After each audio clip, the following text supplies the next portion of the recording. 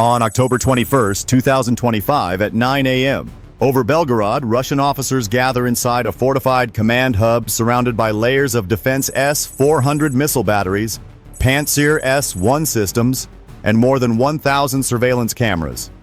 Moscow believes its sky is untouchable.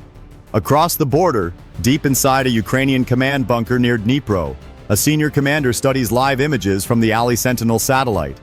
Every radar pulse, every convoy, every signal is mapped in real time. After weeks of planning, one order is given. Operation Silent Veil begins. Ukrainian Bukovel. AD jammers activate first, flooding Russian frequencies with interference. Bayraktar TB2 drones rise from hidden airfields, scanning for openings in the radar net. Switchblade 600 loitering munitions wait above the clouds, locked on standby. Behind them, 4 HIMARS launchers hold steady, ready to strike the moment the enemy goes blind. This is a battle between silence and steel, between signal and pride. One side watches from towers of metal, the other moves in shadows and code. What happens when precision outthinks power? Stay until the end to find out. Subscribe now, and tell me in the comments where are you watching from tonight.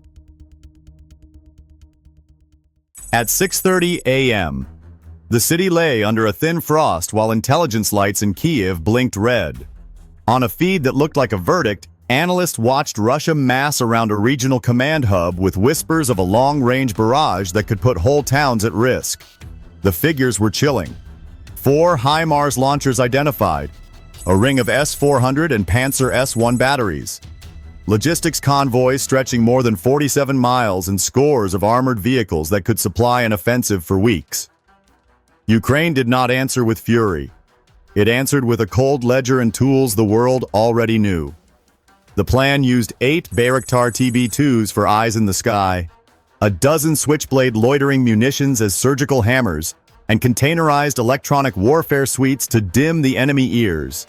In the bunker, a commander spoke like a surgeon, precise and unromantic, ordering measures to minimize blood and maximize effect. Everything felt ordinary and terrible at once. Numbers and hardware read like a shopping list and also like a verdict. A convoy of 120 trucks becomes as mundane as a school bus line and as menacing as a freight train. A radar battery becomes as routine as a streetlight and as dangerous as a live wire.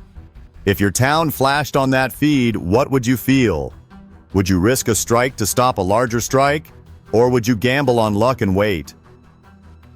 At 8:10 a.m., deep inside a secure bunker near Dnipro, Ukraine's war planners spread a map across cold steel. The operation had one name: Silent Veil. It wasn't about revenge, it was about precision. At the table sat General Valery Zaluzhny, calm as stone, outlining a plan that could shift the war's balance in just 20 minutes. The blueprint was brutal in its simplicity. Phase 1: Deception. 5 Bayraktar TB2s would mimic reconnaissance flights, baiting Russian radar into overreacting. Phase 2: Disruption. 2 Bukovel AD jammers and a Kolchuga M system would blanket enemy communications for 6 critical minutes. Phase 3: Strike. 12 HIMARS rockets carrying M31A1 precision warheads would hit the command hub, coordinated with 6 Switchblade 600 drones closing in like steel hornets. Each move was timed to the second, each drone's flight path measured in heartbeats. One error could erase months of planning and cost hundreds of lives. Yet, inside that bunker, the mood wasn't fear. It was focus, the kind surgeons have before they cut. Every operation begins with a reason. But how much reason does it take to cross the line? If you were in that room, would you call it justice or survival? At 9:05 a.m., the air above the Eastern Front shimmered with cold light. To the untrained eye, it was only morning fog. To Ukrainian command, it was the quiet beginning of Silent Veil. From 8,000 feet, 3 Bayraktar TB2 drones moved like silver needles through a sheet of glass sky. Each carried infrared sensors and live feed transmitters sending every heartbeat of data back to Kyiv. On their screens appeared heat signatures of engines, radar pulses, and even the faint shadows of power lines. Within minutes, the ALI Sentinel network mapped 142 active radar nodes and 19 dead zones across the Russian grid. The sky no longer belonged to them. At 9:12 a.m., the Bukovel AD jammers came alive. Two trucks hidden behind tree lines extended their antennas like metal cobras. A pulse of soundless electricity burst across the spectrum. Russian communication froze. Monitors went black. The great S-400 battery near Belgorod, a $400 million fortress of steel, flickered out like a city during a blackout. Then came deception. 6 Switchblade 600 drones launched from a field near Kharkiv. Each weighed barely 50 pounds. Fragile as a toy but deadly as a wasp. Guided by algorithms that mimicked bird flight, they darted across the border, drawing radar locks. Russian crews panicked. Interceptors worth $15 million each streaked into the sky to destroy drones cheaper than a pickup truck. Every launch drained millions from their defense network. By 9:23 a.m., the battlefield was blind. Radar ghosts overlapped, signals jammed, command centers flooded with noise and false alerts. A Pantsir S-1 operator later described it as trying to swat flies in a hurricane. Inside the bunker, General Valery Zaluzhny watched a digital map turn to static. Red icons faded, gray mist filled the screens. In less than 7 minutes, Ukraine had turned the most advanced air shield on Earth into confusion and silence. The technology was not magic. It was timing, precision, and nerve. The Bayraktars were eyes. The Bukovels were ears. The Switchblades were whispers cutting through the dark. Together they formed what strategists called a living web of interference, the invisible hand that could paralyze an empire without firing a shell. Every mission breathes. Pilots checked altitude, ground crews gripped their consoles, one signal out of tune, and the sky would swallow them whole. When the blackout peaked, Zaluzhny gave a single nod. Somewhere far away, an operator whispered into the static that the window was open. And the sky stayed silent. War is no longer only about metal and fire. It is about signal and silence. So what would you trust more in a fight for survival? Strength you can touch, or intelligence you cannot see? At 9:30 a.m., the blackout had spread across the Russian frontier like ink in water. To commanders in Moscow, it looked like a small technical fault. To Ukraine, it was the heartbeat before thunder. In a quiet field near Kharkiv, 4 HIMARS launchers waited under thick camouflage nets. Their GPS coordinates were locked with surgical precision. Each rocket carried 200 pounds of high explosive, accurate within 2 meters of its mark. The command came through the encrypted line once and only once. Fire. 9 rockets lifted in 6 seconds. To the eye, they were streaks of white flame. To radar, they were ghosts. Their flight curved like lightning over the horizon, guided by inertial systems steady as a surgeon's hand.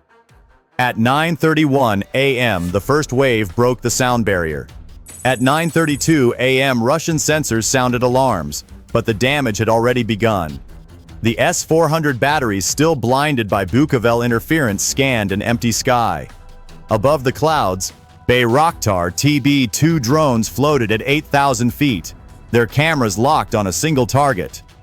The command center north of Belgorod was buried under 12 feet of reinforced concrete and ringed by 2 Pantsir S-1 systems. On paper, it was unbreakable. In reality, it was a fortress without eyes. At 9:33 a.m., the first HIMARS round hit the southern wing. The explosion tore through armored walls and sent shockwaves traveling at 3,000 feet per second. Windows shattered into powder. 2 seconds later, another rocket struck the communications hub, vaporizing antennas and cutting power across half the district. From orbit, the ALI Sentinel satellite recorded the flash. For a brief second, Western Russia lit up brighter than the sun. The seismic sensors in Poland detected the impact as a 2.4 magnitude tremor. On the ground, voices turned to panic. Command channels filled with static. Officers shouted into dead microphones. A colonel later said it felt like screaming into a frozen sea. At 9:35 a.m., 6 Switchblade 600 drones dove toward the target at 200 miles per hour. Each carried an anti-armor warhead. Their cameras showed fire bursting from vents, steel folding like cloth, trucks thrown aside like toys. Then the feed went silent. For 11 minutes, the Russian command network in that region no longer existed. 47 officers unaccounted for. Communications blacked out across 40 miles. A quarter of all radar sites in the sector offline. Inside the bunker near Dnipro, General Valery Zaluzhny removed his headset. No cheers followed. Only a screen flickering gray where red targets once glowed. Victory did not look like celebration. It looked like nothing at all. Outside, the wind shifted east. Smoke curled over scorched earth. A lone S-400 launcher, half functional, fired 2 interceptors into a clear sky. $15 million vanished chasing ghosts. At 9:41 a.m., the operation clock stopped. Phase 3 complete. No Ukrainian aircraft lost. Cost of strike under $10 million. Estimated Russian loss over $1.3 billion. Technology had changed the weight of power. A handful of rockets, a cluster of drones, and a pulse of silence had done what once required an army. War is no longer about steel or numbers. It is about timing and intelligence. So what matters more now, the size of a force or the precision of its mind? If a battle can end in 11 minutes, how long do you think peace can survive? 10:15 a.m. Smoke still rose above Belgorod like a bruise on the horizon. The strike was over, but the silence that followed felt heavier than the explosions. Inside Moscow's Ministry of Defense, corridors once bright with chatter now echoed with orders shouted through broken radios. Servers blinked off one by one. For 40 minutes, Russia's Western command grid was blind, its data lines melted by precision fire. 47 officers gone. 22 vehicles destroyed. $1 billion of hardware reduced to heat and dust. By 10:27 a.m., Russian state channels issued the first statement. They called it an accident. The world did not believe it. Within 30 minutes, satellite footage from NATO confirmed the pattern of HIMARS strikes. Social feeds lit up with shock. Videos from Bayraktar TB2 drones were analyzed frame by frame. In Berlin, in Washington, in London, analysts repeated one sentence: Ukraine had done the impossible again. Inside Kiev's command center, General Valery Zaluzhny said only 2 words: mission held. Around him, the room stayed quiet. No applause, no joy, just the weight of what it meant. Precision had worked, but so had risk.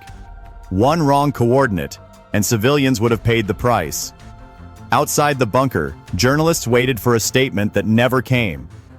Ukraine had learned that sometimes silence says more than victory speeches.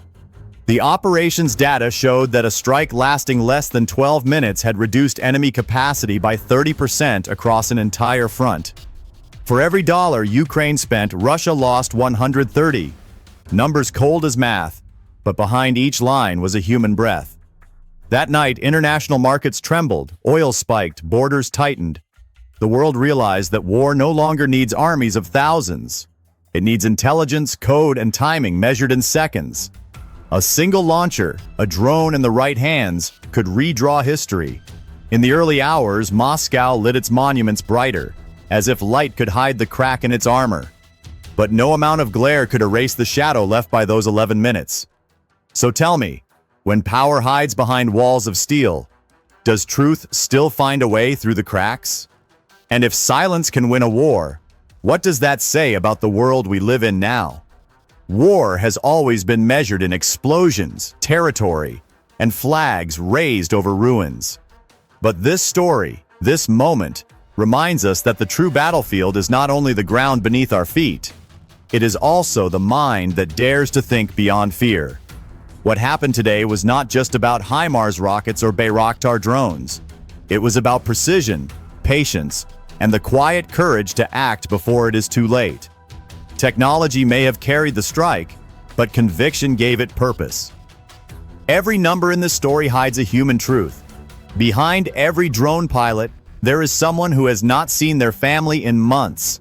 Behind every map glowing on a command screen, there is a heartbeat choosing between hesitation and resolve.